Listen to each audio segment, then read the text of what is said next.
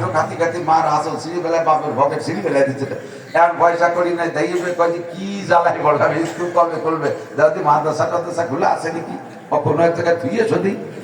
যে মুষ্টি সেল বেসাটা ডিম বেসাটা খুদ বেসাটা একটু রাখতেই পারলাম না যাই নিয়ে মাদ্রাসায় চলে আসছে আর আমরা দেখে দিচ্ছি আলহামদুলিল্লাহ সবাই কিভাবে মাদ্রাসার জায়গা যতটুকু থাকতে ছাত্র বেশি ইলিশ মাইলিং ঠ্যাঙের মধ্যে পাবো বলিতে কাট করে একটা কাট করে গাদায় শোয়াইছে জেলখানা